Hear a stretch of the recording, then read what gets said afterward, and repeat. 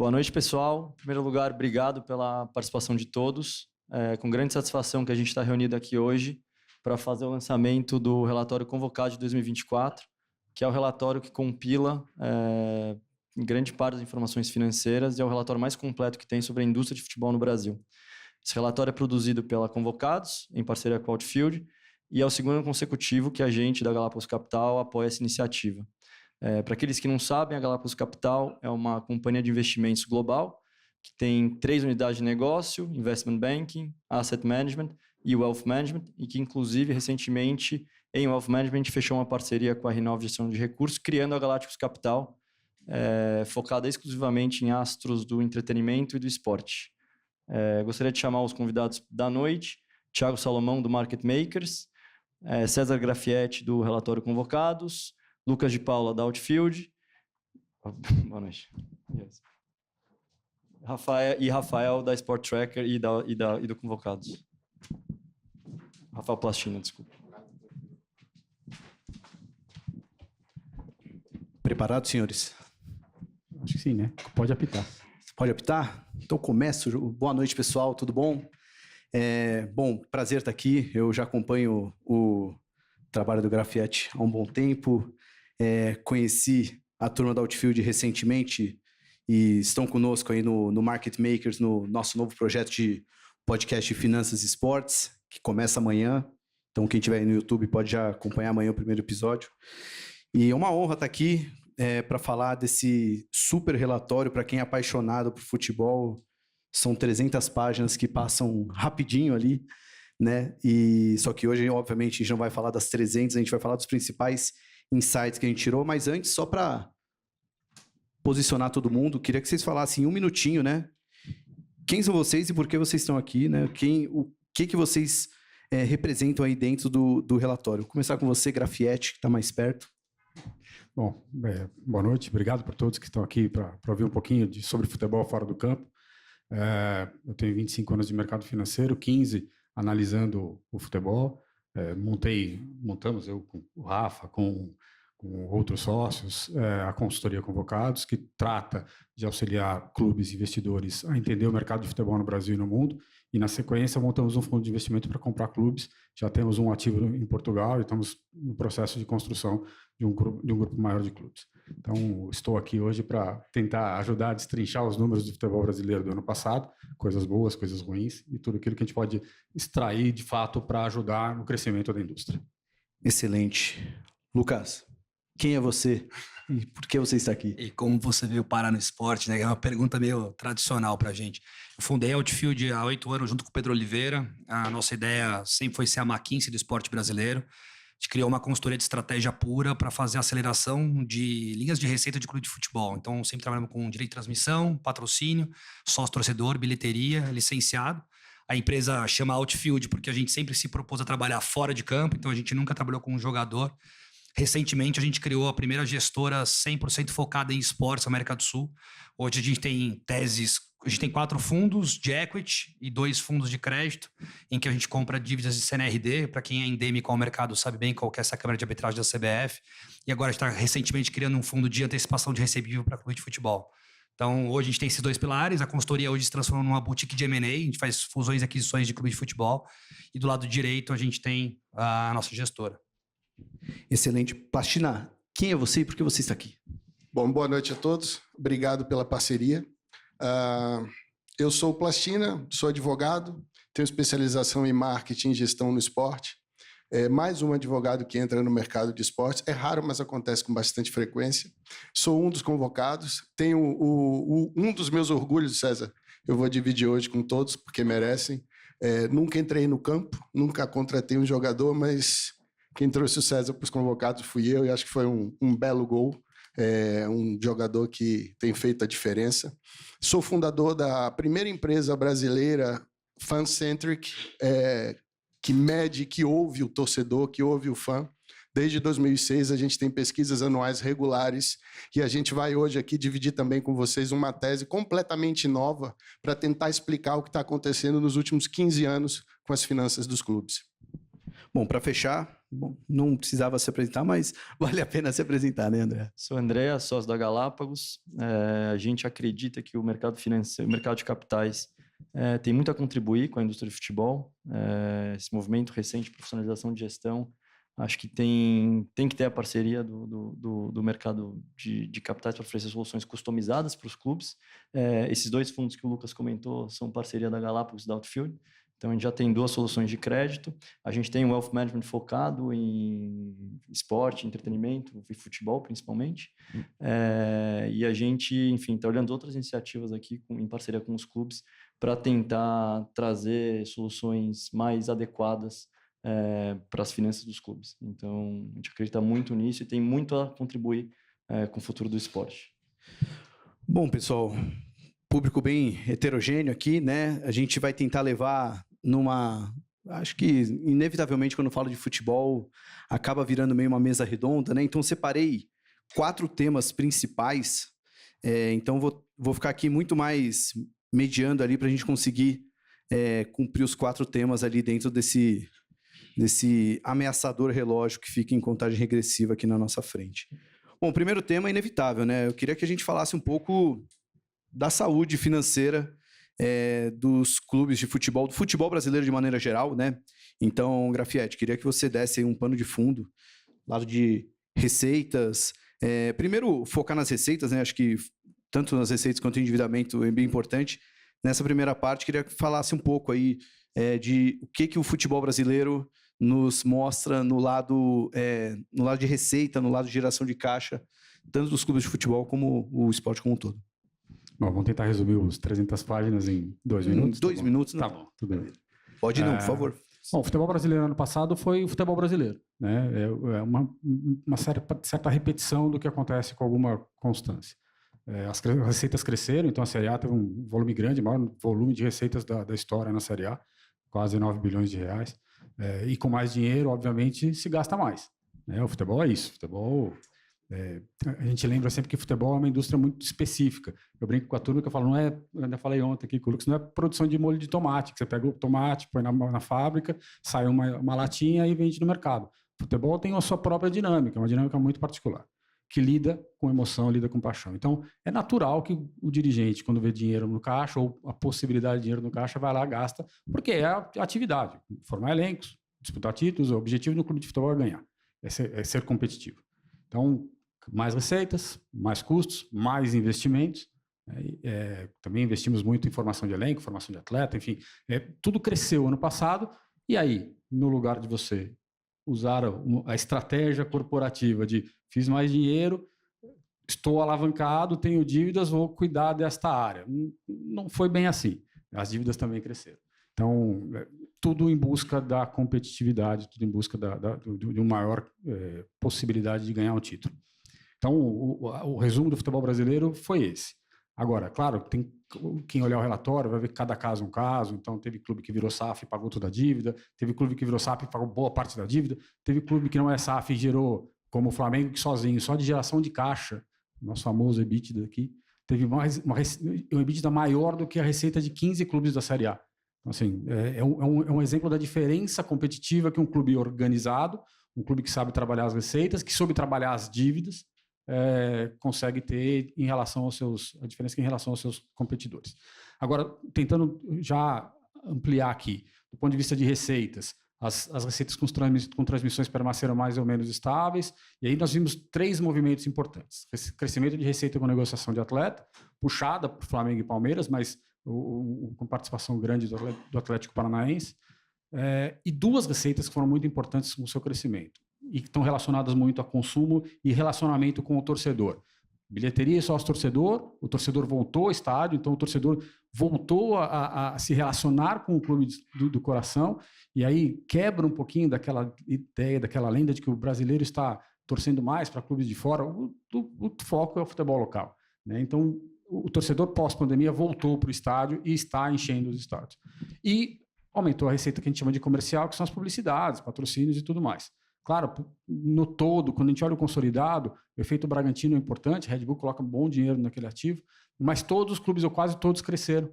Quase todos conseguiram trazer e extrair valor apoiados ali um pouco pelas casas de aposta, mas trouxeram mais valor, mais relacionamento com os seus parceiros comerciais. Isso tudo deu um pano de fundo de fazemos mais receitas, fazemos receitas mais diversificadas, tiramos um pouco o peso da receita de direitos de transmissão, que será um desafio, e a gente vai falar depois sobre os desafios, eventualmente, dos próximos anos, por conta dos volumes que não crescem, quando a gente olha a Europa, os volumes mais ou menos estáveis. Agora, o futebol brasileiro precisa começar a tratar das suas dívidas.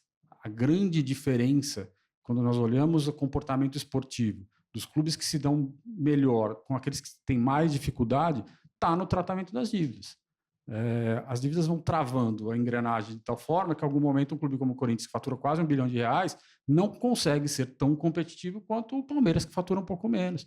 Ou não tão competitivo quanto outros que faturam menos, né? O Grêmio fatura um pouco mais da metade do que o Corinthians fatura. Então, tratar as dívidas, que é um ponto que a gente está falando com o André, como que o mercado financeiro consegue aportar recursos para isso, aportar inteligência para isso, é fundamental para que os clubes comecem a tirar este freio, porque é um freio na gestão, e passem a trabalhar mais o seu dia a dia com o volume de receitas que já tem. Eu queria entrar, antes de falar de dívida, né, eu queria ainda ficar um pouco no lado das receitas e do consumo. Né? Queria ver com o Plastina. O que tem acontecido com o consumo de esportes no Brasil que pode justificar ou alicerçar esse aumento de faturamento dos clubes? O Grafietti falou um pouco da volta dos torcedores aos estádios, enfim, mas em quais fontes de receita que a gente está vendo mais impacto? Bom, o ponto-chave para a tese que eu vou dividir com vocês agora foi as primeiras análises que a gente fez dos resultados financeiros. A primeira frase do César foi: tudo aumentou. Aí eu lembrei de um trabalho que a gente começou a fazer em 2021 para uma empresa de tecnologia, onde a gente passou a investigar o efeito pandemia. A pandemia trouxe muita coisa ruim, todo mundo sabe, mas mexeu no comportamento do brasileiro de uma forma que talvez aqui ninguém esperasse. Por acaso, e aí eu não vou puxar esse crédito para mim, por acaso a gente inseriu na edição da nossa pesquisa em 2020 a seguinte pergunta: esse ano você passou a praticar algum esporte ou atividade física? Sim ou não? Se sim, qual? E aí veio a surpresa. E ela segue vindo. Em 2020, a gente percebeu que a média histórica de 2006 a 2019 de prática de esportes ou atividade físicas entre os brasileiros era de 45%. Já em 2020, subiu para 63%, depois 73%, 79% e agora 82%. Alguém pode duvidar disso, eu também até duvido, mas é uma sequência muito consistente da mesma pesquisa sendo aplicada anos subsequentes com o mesmo questionário. E aí que veio a tese de olhar outros indicadores. Se tem mais gente praticando esportes e atividades físicas, tem gente consumindo mais esporte, tem gente migrando dentro dos esportes, porque ninguém corre antes de caminhar, ninguém faz um triatlo antes de saber pedalar, antes de saber nadar, ninguém chega no Ironman, aliás, poucos chegam no Ironman sem ter feito vários triatlos. Então, a partir dessa tese, a gente desceu e começou a investigar a preferência por esportes, hábitos de consumo na mídia em todas as plataformas, hábitos de consumo de produtos em 10 segmentos de mercado, e a gente viu que também nas nossas pesquisas todos os indicadores aumentam.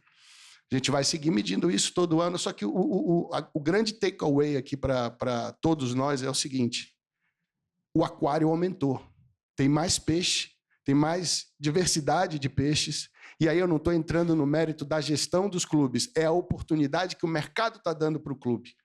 E que sim, receita de sócio-torcedor subiu, receita de bilheteria subiu, aliás, ano passado bateu vários recordes, a maior média de público histórica do Campeonato Brasileiro, a maior taxa de ocupação com 62%. E a explicação é essa: o comportamento do brasileiro está mudando. E aí, Lucas e Pedro, que tem uma vivência também nos Estados Unidos muito grande, a gente pode fazer um link da realidade do esporte nos Estados Unidos. Quase toda a família americana tem uma relação direta com o esporte. E a gente está ampliando a nossa relação com o esporte no Brasil. E aí o ponto para fechar: não foram só outros esportes, esporte de nicho, que alguém pode levantar, mas esporte de nicho vai crescer mais. Não, o futebol também cresceu. 6% a mais entre 2020 e 2023 de pessoas que torcem para um time brasileiro. O time internacional, 34%. que declara torcer também para um time internacional. O consumo de futebol na mídia também cresceu.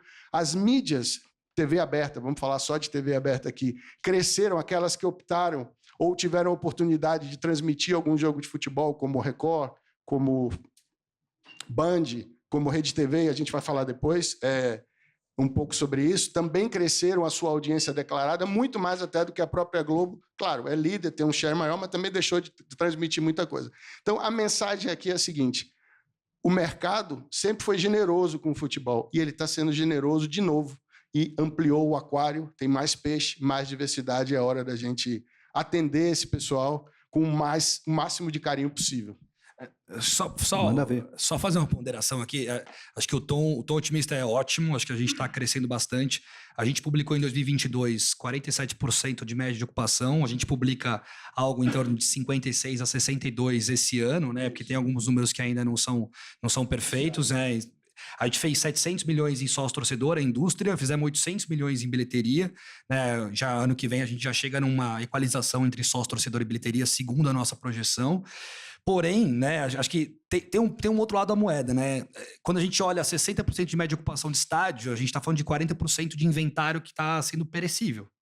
Cada cadeira que está disponível e não é vendida, ela estraga. É igual uma verdura no supermercado que não é vendida, ela estraga. A gente está falando que a gente deixou na indústria, na mesa, meio bi em bilheteria, né? Então, ainda há um potencial de crescimento nas receitas recorrentes para diminuir a dependência de televisão e diminuir a dependência das receitas não recorrentes e venda de jogador, né?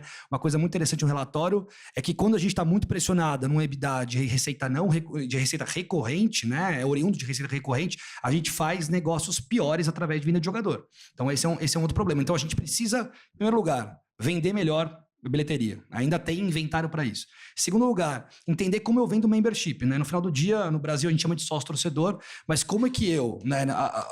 O conceito de sócio-torcedor no Brasil é a prioridade na venda de ingresso e o desconto na venda de ingresso. Uma vez que eu tenho abundância de ingresso disponível, essa matemática não fecha a conta, né? Então eu preciso subir minha taxa de ocupação de estádio para continuar aumentando o meu membership. Só assim eu começo a pensar na terceira fase da equalização do B2C, que é começar a pensar em produtos e serviços para essa comunidade que estão desassistidos, né? Que estão além, né, do match day. O que eu consigo oferecer de produto financeiro? O que eu consigo oferecer de outros produtos ali na jornada de consumo desse torcedor que hoje eu não ofereço?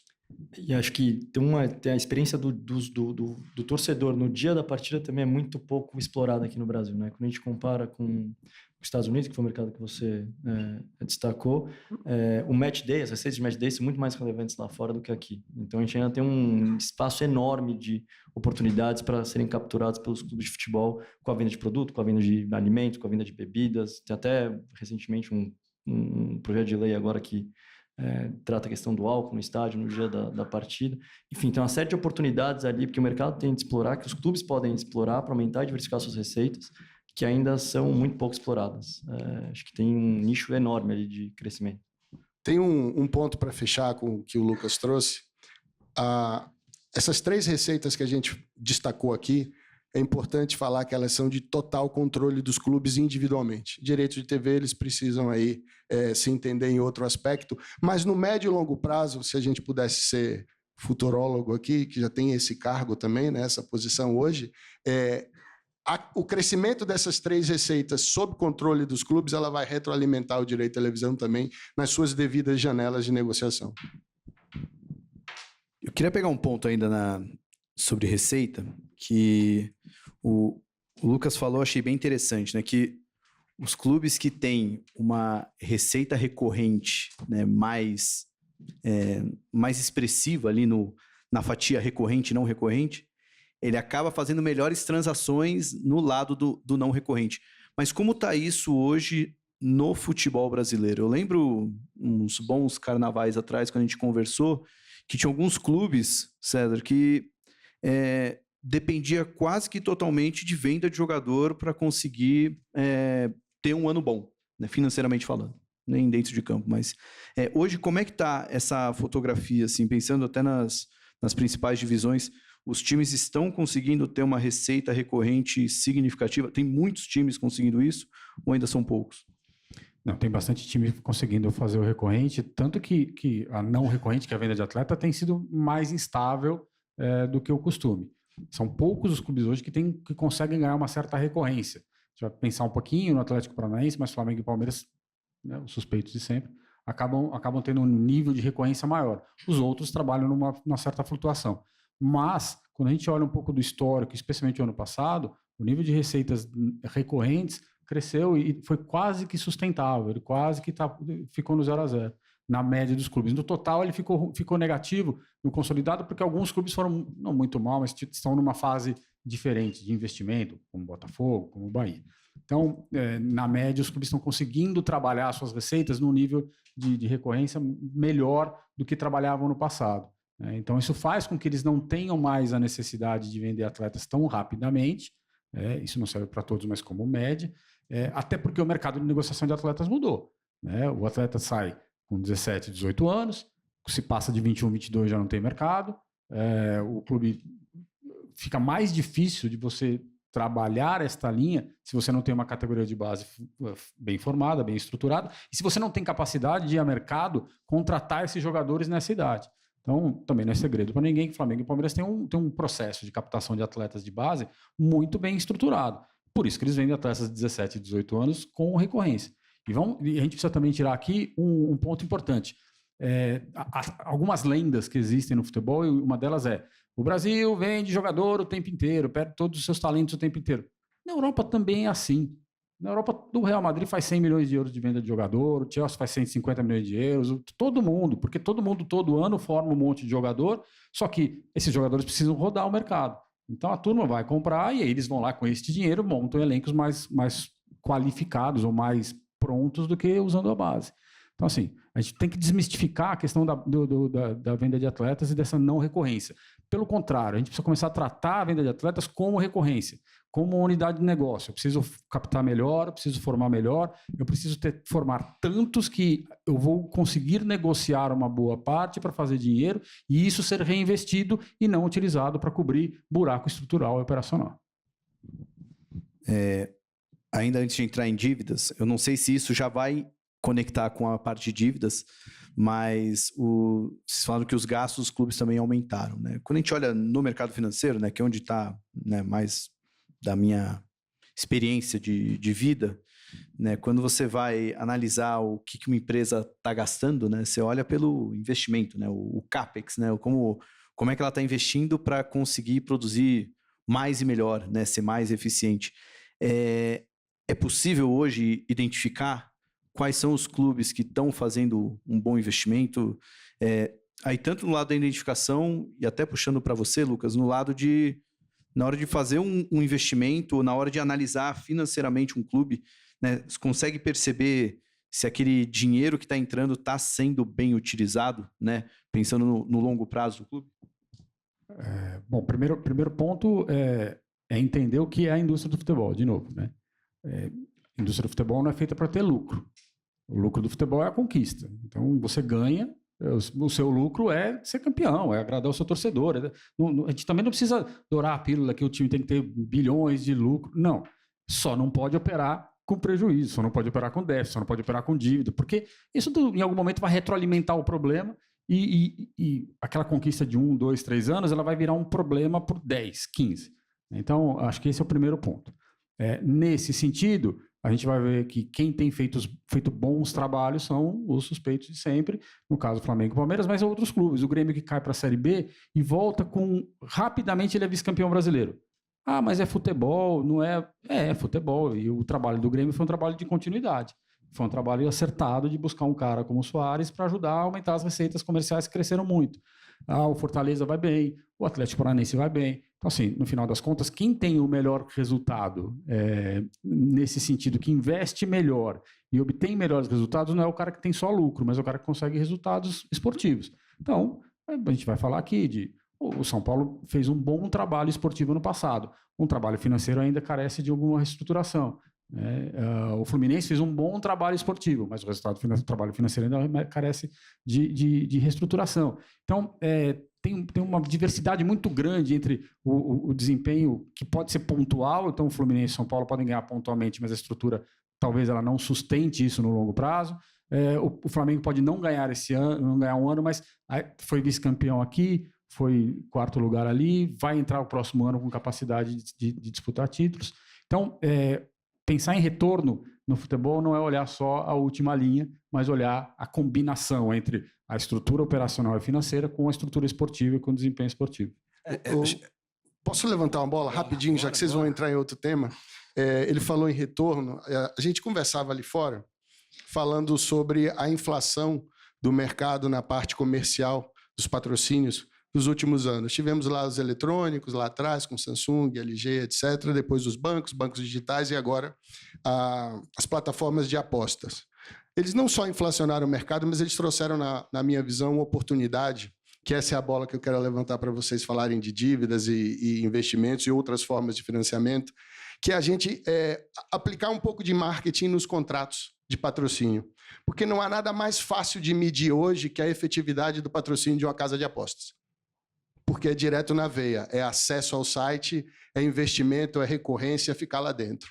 Então, se a receita recorrente ela é garantia para investimentos, ela é garantia para forma de financiamento, está na hora da gente, e aí eu vou fazer a mesa redonda aqui, está na hora da gente parar de falar que fez o maior contrato, que dura só 1 ano ou 2 anos, e a gente passar a fazer o melhor contrato, para que esse contrato traga uma receita variável para os clubes e que eles possam até usar para negociar aí novos investimentos e formas de financiamento. Essa era a bola que eu queria levantar para vocês. Agora essa correlação ficou mais complexa. Eu acho que essa cláusula de remuneração variável ela já é bastante presente em patrocínio de marcas esportivas, né? Do fornecedor de material esportivo para o clube, na venda de camisa, de bola de chuteira. Acho que o que você está levantando é o ponto de outras marcas que patrocinam a camisa também ter algum tipo de remuneração variável, alguma cláusula no contrato que dê uma remuneração variável para o clube com base na efetividade do investimento feito pelo patrocinador. Então, acho que isso é algo que ainda é muito pouco explorado. Confesso que eu não vi ainda um contrato desse na indústria, com exceção das marcas de fornecimento de material esportivo. Mas acho que é um espaço que tem. E esse tipo de remuneração é comum no território de bet. Então, para eles não é novidade, é novidade para nós. Quer complementar a primeira pergunta ou já botar essa bola na fogueira? Vou tentar fazer uma amarração aqui. Acho que só para uma ponderação sobre o que o Grafietti estava falando, acho que depende também de qual é a gestão que a gente está falando, né? Porque até 4 anos atrás a gente estava falando de todos os modelos associativos. E quando o Grafietti fala o futebol não é uma indústria de dividendos, porque o drive da indústria nunca foi esse, né? Então nunca foi a geração de caixa efetivamente, né? Porque você não tinha distribuição de lucros ali dentro. Então quando a gente começa a ter, de fato, outros interlocutores, né? Outras formas de gestão, essa resposta ela começa a ficar um pouco mais complexa. A gente pode ter um player dentro da gestão que é um MCO, que é um Multi-Club Ownership, que tem outros clubes ao redor do mundo, e aí o Brasil pode ser só uma ponte para levar jogadores para outro lugar, e talvez aí o objetivo da empresa não seja talvez ganhar campeonato, mas esteja frequentar a primeira divisão, mas poder fornecer insumos para outros players globais. A gente pode ter um player estratégico, né, que é um empreendedor da região, que usa o clube como plataforma para fazer outros negócios, e a gente pode ter um player financeiro, que é o caso do próprio Curitiba agora, que é um private equity que olha para lucro, né? No final do dia é um fundo que tem que remunerar seus investidores. Então, acho que a resposta em algum momento ela é esportiva, porque no final do dia a gente não pode esquecer que clube de futebol joga futebol e precisa ganhar campeonato, mas precisa estar bem posicionado em certa medida. Mas, ao mesmo tempo, a resposta começa a ficar complexa porque depende da gestão agora. No modelo associativo, a resposta ainda é essa, ainda é ganhar campeonato e estar bem posicionado na tabela para você ter a manutenção no ano subsequente. Agora, para outros interlocutores, acho que a resposta começa a variar um pouco. Quer ver uma curiosidade? Ontem eu estava gravando uma série de podcasts com o Rodrigo Capello, que vão sair por vários clubes, e em algum momento a gente estava falando de Fluminense. E aí teve um momento que ele falou, na época, no meio da Libertadores, veio uma proposta por André, e aí o Fernandinho falou, não vende porque ele é importante para a conquista. E aí, em algum momento, você faz aquela ponderação. Você, como gestor frio, você fala, vende porque eu vou botar 150 milhões no caixa, eu vou ajudar a resolver meu problema aqui. Você, como gestor esportivo, fala, eu preciso ganhar. Eu não posso... E se eu ganhar, eu vou fazer... A gente vai falar dessa falácia de que a performance traz melhoria financeira, que ela é mentira, ela não existe, mas... eu preciso ganhar, eu sou um clube de futebol. Eu estava segurando essa pergunta mesmo para trazer para o final. Nessa hora, o que você faz? Pondera. É melhor ser campeão e trabalhar ali no limite ou botar 150 milhões de reais no caixa e falar, perdi na semifinal porque falhou o volante. Se tivesse o André, né? Então, por exemplo, esta capacidade de gestão, a gente tem que tirar do mindset assim, o futebol não é um bicho simples de gerir. Não tem certo e errado, mas tem a decisão do momento e tem que ter uma decisão com planejamento e pensamento de longo prazo. Né? Eu posso abrir mão de alguma coisa hoje para ter um resultado melhor no futuro? Posso. Eu vou errar, lá na frente eu vou ter problema. Então, assim, você tem que ter uma capacidade, um sangue frio de fazer um vai e vem, porque a conquista, às vezes, ela pode ser importante para você resolver outros problemas. Bom, como você já levantou, um dos temas era justamente esse, né? Se resultado dentro de campo e resultado financeiro andam juntos. Vamos primeiro fechar esse raio-x dos clubes, olhar agora para dívida, né? O que o relatório nos diz sobre o endividamento dos clubes, e aí já até pensando também em como o mercado, né? Pensando que o mercado está ali para oferecer alternativas de financiamento, né? Como é que ele está olhando para esse lado o outro lado do balanço dos clubes? Bom, tem 3 grandes tipos de dívida aqui, vamos dizer. Né? Vamos pensar naquelas financeiras, as famosas bancárias e tudo mais. Os clubes conseguem poucas dívidas, acessam pouco o mercado. E acessa pouco por conta do risco. Né? Tem risco de rebaixamento, de perder receita, tem risco de fungibilidade. A gente sabe que tem clube que desvia um contrato aqui, outro ali, deixa de receber, cancela o contrato. Então, você precisa de credibilidade para que esta linha de dívida passe a crescer de uma maneira sustentável. Eu vou encerrar a conversa com ela. Aí você tem as dívidas operacionais aqui, que salário normalmente não é dívida. Todo mundo que faz conta aqui no mercado financeiro não coloca salário como dívida, mas como salário no futebol muitas vezes o mês tem 90 dias, tem 180 dias, então você precisa colocar na conta porque aquele passado ali vai virar um problema, e ele vai virar um problema porque normalmente ele vai virar uma renegociação, um Profut, um refis, qualquer coisa dessa. Então, e que é o terceiro grupo de dívidas que normalmente você alonga lá, põe 10, 12 anos e vai pagando, que normalmente você acha que não é um problema, mas ele está te comendo no mínimo a Selic todo ano. Se você tem 500, 600 milhões, faz a conta, você vê o impacto disso no fluxo de caixa do clube. Então, assim, do ponto de vista estrutural, acho que os clubes têm e dentro das operacionais, tem a dívida de contratação de atleta, que é um dos grandes perigos, né? Porque ela vai te gerar um transfer ban se você não pagar. E ela vai ficar alheia a qualquer recuperação judicial que você quiser fazer, porque o clube lá fora não quer saber se você está com problema ou não. Ele quer receber, e se ele não receber, ele vai na FIFA, e se ele for na FIFA... Bom. Então, a questão das dívidas, elas estão muito associadas a 2 perfis. Aí eu gosto muito de trabalhar com essa ideia antes de passar a bola aqui. Os clubes que organizaram a casa, que conseguiram reduzir seus passivos, ou que têm poucas dívidas, eles, quando fazem uma dívida, quando eles tomam uma linha de financiamento de mais longo prazo, ou quando eles contratam um atleta, eles estão olhando para hoje e para o futuro. Eu estou reforçando o meu clube porque eu quero ter um time competitivo para ganhar alguma coisa. Aquele que trabalha no dia a dia gerando novas dívidas que são recorrências de reestruturações, está pagando o passado. Está pagando todo ano ali um refis de algo que já foi. Então, assim, está consumindo custo financeiro, está consumindo geração de caixa, está consumindo receita para pagar um problema que não traz retorno nenhum. Então, acho que o grande ponto das dívidas hoje é não entender o quanto elas são nocivas para a gestão, porque elas vão travando a engrenagem de tal forma que em algum momento o clube trava, o clube não opera, ele já não tem mais receita, a receita você antecipou inteira, você não consegue pagar salário, você não vai pagar encargo, esse encargo vai virar dívida, essa dívida vai aumentar o bolo, e você olha o seu vizinho, ele está nadando de braçada com a mesma receita que a sua, menor, porque ele não tem que se preocupar em ficar pagando e gerindo ali 10, 12, 15 contratos de dívida e mais um monte de antecipação, mais um monte de problema.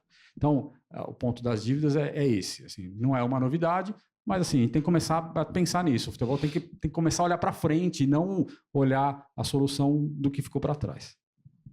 Acho que a gente tem aqui um dado que eu li no relatório que um dos que mais me chamou a atenção foi o crescimento dos gastos dos investimentos. A gente vê um crescimento robusto de receita, mas quando a gente soma o crescimento dos gastos dos clubes com os investimentos, a geração de caixa em 2023 foi inferior a 2022. Então, esse é um dado que surpreende, porque a gente teve, enfim, quando a gente já normaliza, teve 17% de crescimento de receita, e mesmo assim os clubes gastaram mais. Então, e qual que é o resultado? Qual que é o final disso? Né? Aumento do endividamento, não tem para onde correr.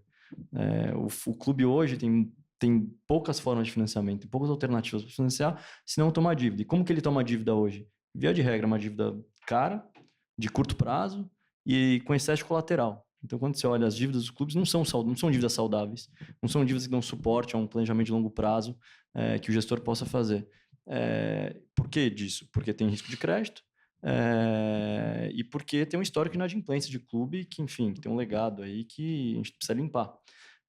Como que a gente faz para limpar isso? A gente deveria olhar sempre disciplina financeira, equilíbrio entre arrecadação e gastos, transparência na gestão, incremento da governança corporativa nos clubes.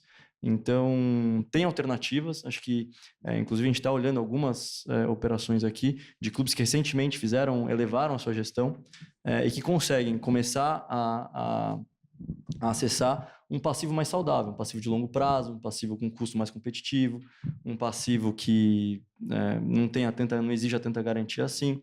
Então, tem vários exemplos na própria Série A que os clubes poderiam mirar para se espelhar e fazer melhor gestão do seu passivo financeiro. Então, por que eu recebi uma pergunta hoje, como que o investidor pessoa física consegue investir em ativos de futebol? Hoje é super limitado as alternativas, não tem. Você não tem um título de crédito privado sendo negociado no mercado, são muito poucas os fundos dedicados à indústria. Você tem, do ponto de vista de equity, tem alguns FIPs que entraram, mas são poucos e também não são acessíveis. E, de fato, se a gente conseguir, ou se os clubes conseguirem dar uma melhorada na gestão, implementar práticas que tornam o dia a dia do investidor menos... que atraem o investidor, em vez de afastar o investidor, dá um mercado aí para... Enfim, tem alternativa. Todos os clubes têm um ativo excelente, que são os recebíveis. O direito de transmissão, que pode ser antecipado, a venda de jogador, que pode ser antecipada, bilheteria, programa de sócio-torcedor, que tem receita recorrente, tem a receita dos próprios clubes, né, das associações. Enfim, tem ativos que poderiam... dar lastro para soluções estruturadas e customizadas e que hoje não são acessíveis. Não são acessíveis porque quando você olha da ótica do investidor, falta transparência, falta governança. Então, o mercado hoje não é acessível para os clubes. Acho que isso é algo que a gente pode transformar e que teria o condão de melhorar bastante a gestão dos clubes, né? Porque você está lidando com uma dívida cara de curto prazo, grande parte do tempo dos dirigentes tem que ser com lidar com o banco, renovar a dívida. Isso acaba corroendo o tempo e, obviamente, o caixa dos clubes que deixam de fazer investimentos que seriam bons para aumentar a competitividade deles. E o ambiente regulatório também, né, é importante, né? Puxando sardinha para o nosso lado, acho que se a gente tivesse mais celeridade em câmeras como a CNRD, para quem não sabe, é uma câmara de arbitragem da CBF, que quando você não paga essas dívidas, você tem sanções esportivas. Então, no final do dia, você pode ter o famoso transfer ban, que muita gente ouve na imprensa aí, não sabe muito bem o que é. Então, se a gente tiver mais câmaras como essa ou mais peso para esse tipo de medida, é claro que a gente vai discutir isso de forma mais qualificada quando houver uma liga, né? A liga hoje ela tem o debate só na esfera comercial, ela não está nessa esfera de produto, mas essa é uma das entregas para um produto sólido, né? Para a gente dar celeridade ao pagamento dessas dívidas e aí você volta a ter um produto muito mais robusto e mais atraente para investidores. E aí, deixa só para fechar aqui, um ponto relacionado também ao que a Andrea fala. Bom, eu tenho 30 e tantos anos de mercado, não pareço, tá? Pode falar. Mas eu comecei a trabalhar, antes de ir embora, eu estruturei a área de agro do Itaú BBA. Naquele momento era terra arrasada, não tinha nada. Então, assim, o mercado financeiro, com o tempo, pegou o agro, que era completamente desestruturado, e transformou num dos destaques do mercado daqui da Faria Lima. O mercado financeiro conseguiu gerar governança, transparência, recorrência, segurança jurídica para operar. Então, quando o mercado financeiro entra com este olhar, ele consegue ajudar a transformar uma indústria. Então, um exemplo claro, você pega um balanço você financiar um produtor rural que não tem balanço, é surreal. O futebol tem capacidade, tem estrutura, tem receita, tem recorrência, tem tudo. Está faltando só organizar um pouco a casa para que o mercado financeiro consiga enxergar o futebol como um potencial de investimento e transformar no novo agro aqui no sentido, tem negócio para fazer, dá para reforçar a Série B, dá para criar recorrência na Série C, dá para buscar, dá para tentar ajudar nos processos para fazer com que o futebol seja sustentável e se transforme num produto junto com liga, tudo bem, a gente tem todo, a gente pode voltar mais para frente, a gente vai falar todo o que precisa ser feito, mas tem espaço para que isso aconteça. Acho que só para ilustrar um pouco, só os clubes da Série A têm mais de 11 bilhões de dívida bancária. Então, um volume substancial que poderia, enfim, desencadear em várias operações estruturadas no mercado, que inclusive poderiam aproximar o torcedor dos próprios clubes, né? Posso pegar um gancho com essa última fala de aproximar o torcedor do clube pensando em dívida? E pegando um pouco no que se falou aqui da taxa de ocupação dos estádios, tem projeto pronto que a gente assessora aí no mercado para justamente trabalhar essa taxa de ocupação vazia dos estádios para que não seja um custo afundado ou uma receita perecível, que é verdade. E é um projeto que está pronto, inclusive, para decolar, né, fazendo alusão ao que é. Mas o mais interessante é os clubes precisam demonstrar também que estão dispostos a mudar um pouco a sua forma de gestão. E aí, muito do que vocês falaram, ou seja, apostar um pouco mais no variável, correr um determinado risco do que colocar aquele dinheiro para dentro. Eu sei que é futebol, tem que ganhar, é quarta e domingo, não precisa repetir isso. Mas existe como a gente aumentar essa taxa de ocupação com o dinheiro que está afundado, usando o modelo que o clube está acostumado de antecipação de receita. A mesma coisa, só que com um produto diferente, que é você usar pontos para você ocupar o estádio, trazer pessoas novas, oxigenar, pegar aqueles peixinhos do aquário que são novos e colocar no estádio. Mais família, mais investimento, mais gente consumindo na televisão, mais gente consumindo no streaming, mais gente consumindo no estádio. Ou seja, é retroalimentar esse aquário com coisas que não são nem tão novas no mercado, que estão prontas para rodar.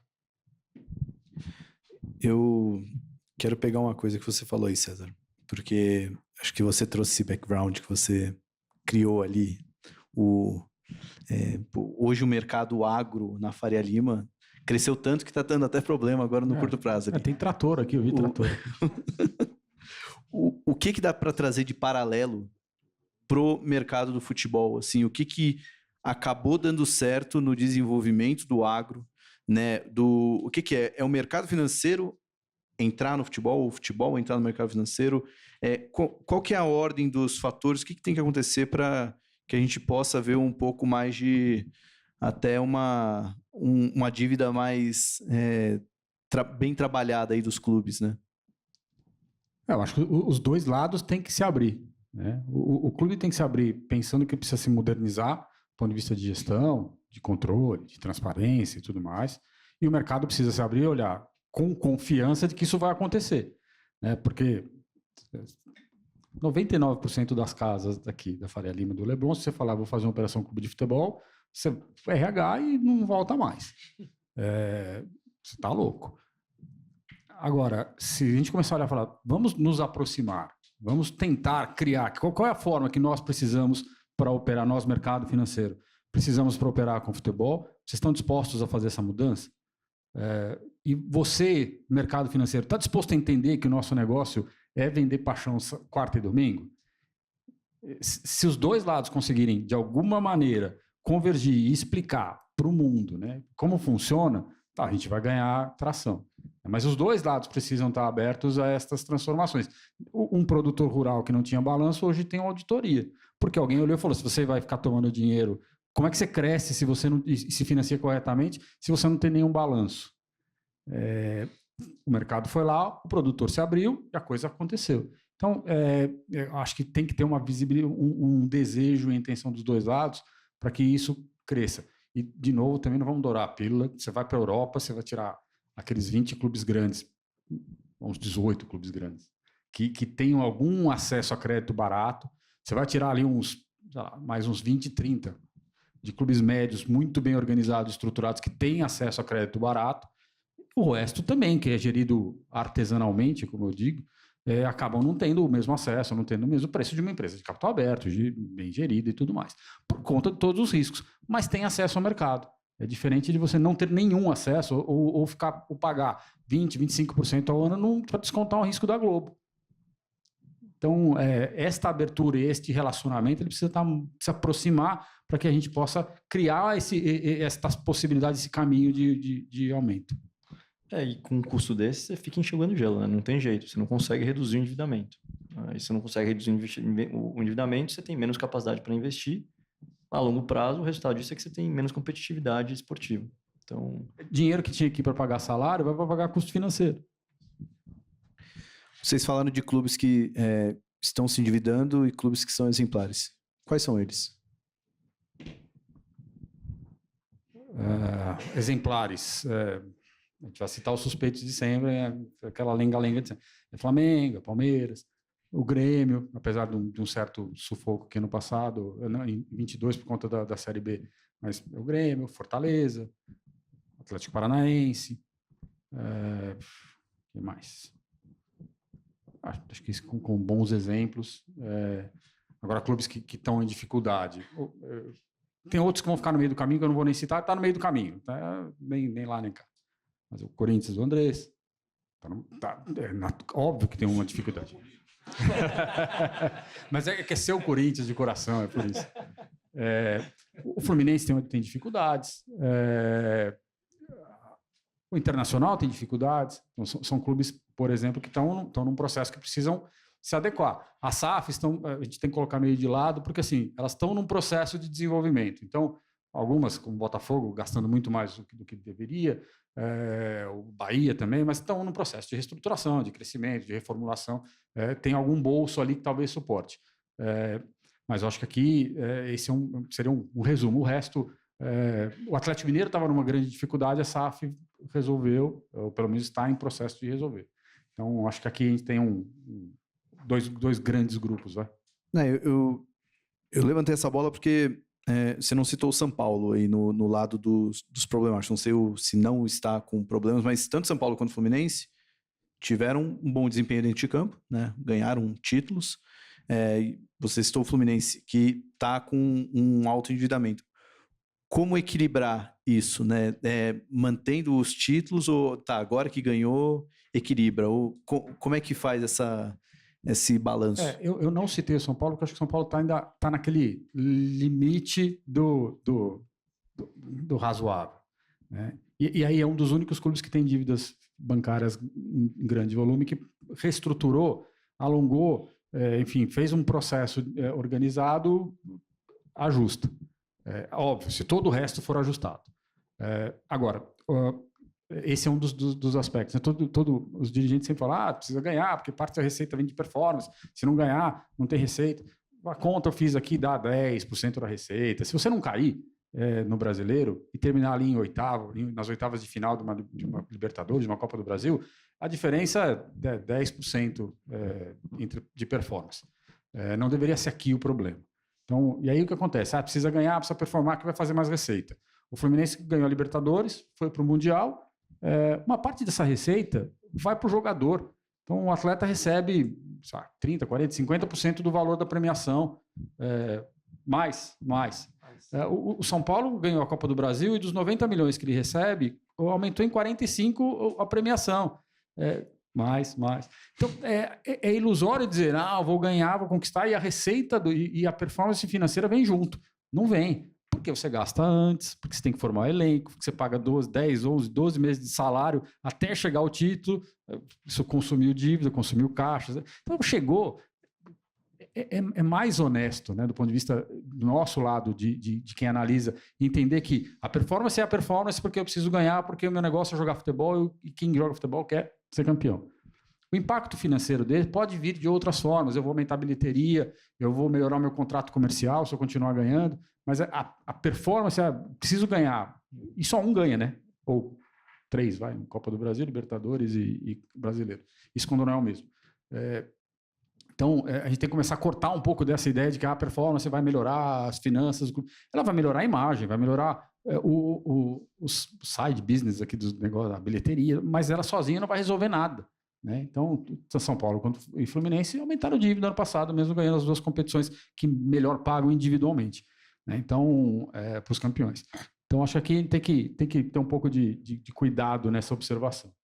É que eu não sei o quanto dá para botar isso na conta, né? Mas vender um jogador que tem no currículo um título, né, em tese, você vende ele mais caro. Não vende porque assim, a quantidade de scouts que tem no mundo hoje, cara, eu moro na Europa, visitei um monte de clube em tudo que é país, a gente tem um clube, o scout acompanhou um menino com 15, 16 anos. Quando ele foi campeão, já está monitorado por 300 clubes, por 500 agentes.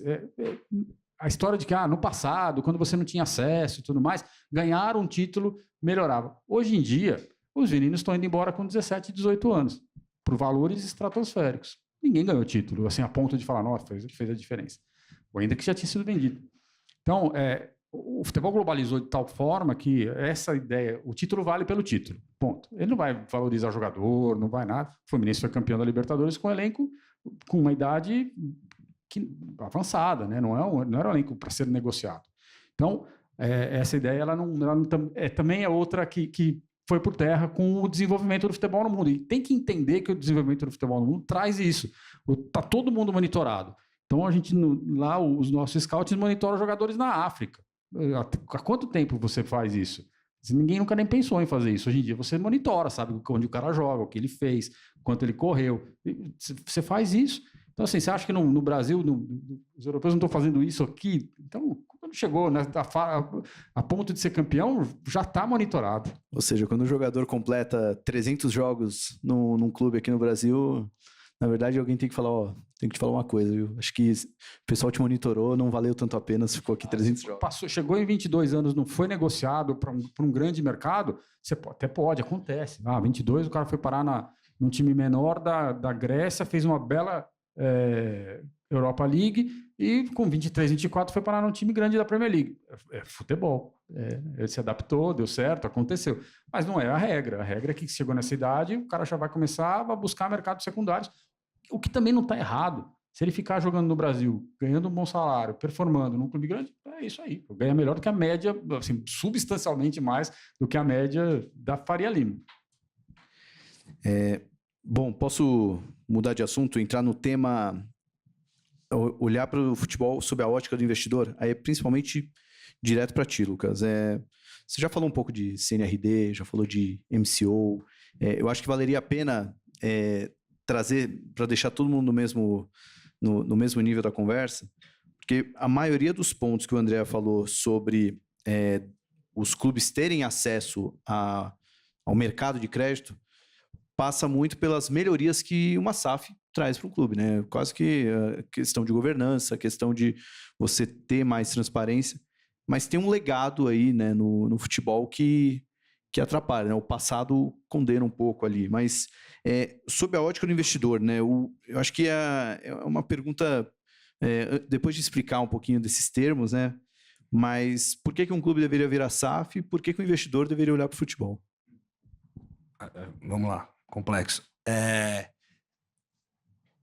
Nem toda SAF vai ser um sucesso, né? Quando a gente tiver a maioria de SAFs no Campeonato Brasileiro, uma das SAFs vai ganhar e algumas tantas vai cair, né? Então, acho que em primeiro lugar, a gente ficou muito acostumado a entender o primeiro ciclo das SAFs como as SAFs que tinham uma pressão de caixa muito grande, né? Cruzeiro, Botafogo, Vasco. E essa é uma das teses de investimento, né? Então, a gente cita no relatório basicamente 3 teses de SAFs, né? Os potenciais clubes associativos que têm torcida grande, marca muito forte, torcidas com... A gente cria uma métrica no relatório com torcidas com mais de 650 mil torcedores, né? E que precisariam de um turnaround imediato, né? Que era o caso de Cruzeiro, Vasco, Botafogo, Curitiba. Mas você também tem possíveis clubes ali dentro como com marcas fortes, né, com torcidas acima de 650 mil torcedores e que podem virar SAF também para mudar de patamar, né, para almejar um resultado esportivo maior, caso Fortaleza, Atlético Paranaense, quiçá Palmeiras, Flamengo em algum momento. E você tem uma terceira tese de investimento em SAFs, que é muito importante, que são clubes menores, né, com torcidas menores que 650 mil torcedores, e que você vai ganhar no equity value na ascensão esportiva. Então você compra na Série D, pode vender a SAF na Série B, você pode comprar na Série B e vender a SAF na Série A. Então, o meu ponto é, nem todo clube precisa virar SAF. E isso é um fato. Se o seu modelo associativo for um sucesso, e ele estiver organizado, e se você tiver performance esportiva, a resposta é não vire SAF, né? Porque você não precisa passar por isso. O ponto que a gente argumenta muito no Outfield é que a média da gestão da SAF, pelo que a gente tem como inferência, ela vai ser superior. A gente tem que acabar? Não, apagou. Não, para mim eu entendi que é full time, vai até o final. Não? Daqui a pouco a gente... Colocar assim. Tá. Então, acho que o primeiro ponto é, nem todo clube vai virar SAF e nem toda SAF vai ser vencedora. A gente tem por inferência é que a média da gestão da SAF ela vai ser melhor do que o modelo associativo. Porque o modelo associativo, em algum momento, ele é perverso. Porque a cada 3, 4 anos muda o presidente e o que foi deixado de passivo fica para uma outra gestão. No caso da SAF, dói no próprio bolso, né? Então, é um pouco... como a gente faz uma analogia às estatais e à privatização, né? Em algum momento, nem toda privatização vai ser um sucesso, mas por inferência, a gestão de uma privatizada vai ser melhor que uma estatal, né? Por alinhamento de incentivo e foco. Acho que no final do dia é isso. Eu ia só completar aqui o Lucas. Acho que tem um ponto importante nesses 3 temas, 3 tipos de SAF que ele abordou, que é pensar no modelo de negócio. Que modelo de negócio você quer ter? Né? O futebol não é para dar lucro. Como é que você tira retorno? Vendendo ativo? Como é que você tira retorno?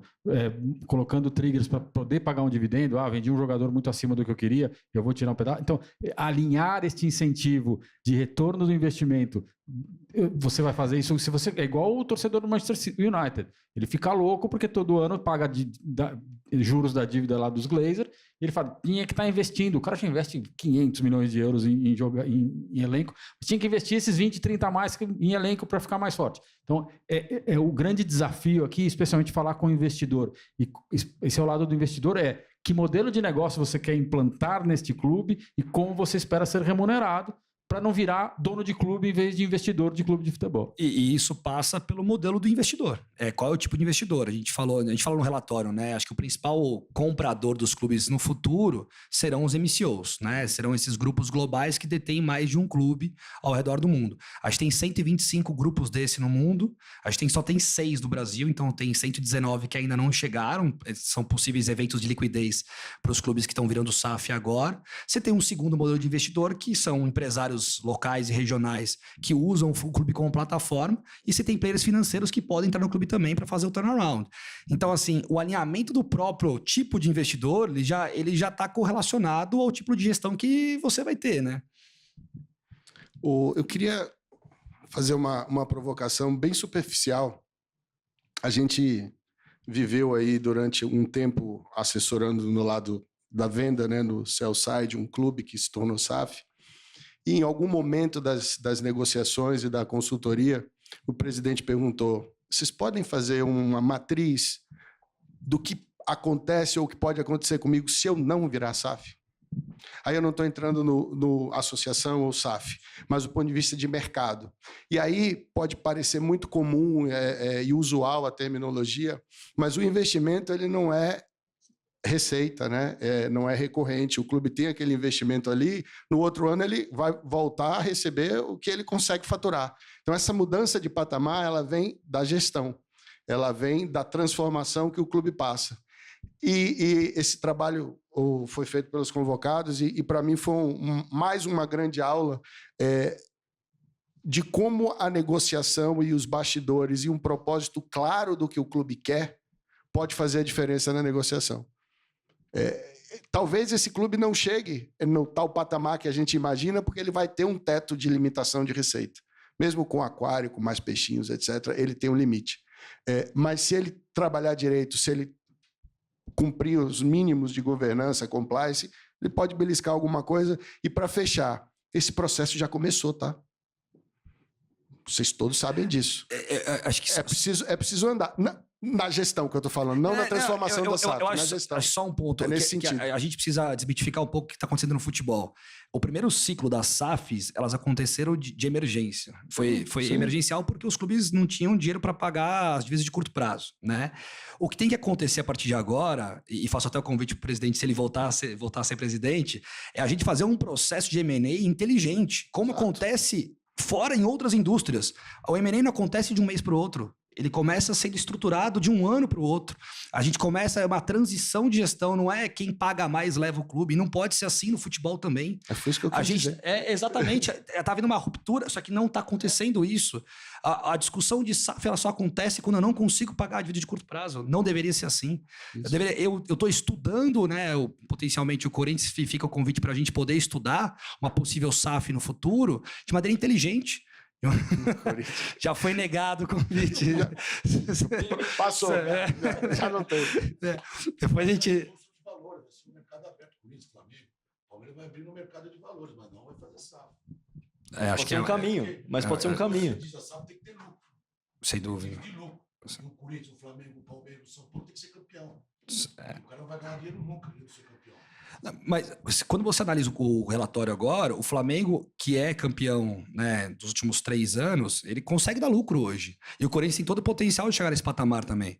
Então, a gente tem uma avenida para caminhar em conjunto, talvez com outros investidores, para fazer isso acontecer em conjunto. E talvez o IPO no futuro, talvez o primeiro degrau seja a SAF e o segundo degrau talvez seja o IPO. Eu acho que é plausível. A gente também... nada é permanente, né? Se a gente conseguir analisar só os últimos 10 anos do Cruzeiro, eles passaram por todo o processo fim a fim de tudo, né? Eles alavancaram o clube para ganhar 2 títulos nacionais, aí alavancaram de novo, não conseguiram ganhar os títulos, eles ficaram numa situação insustentável, tiveram que fazer a SAF de maneira...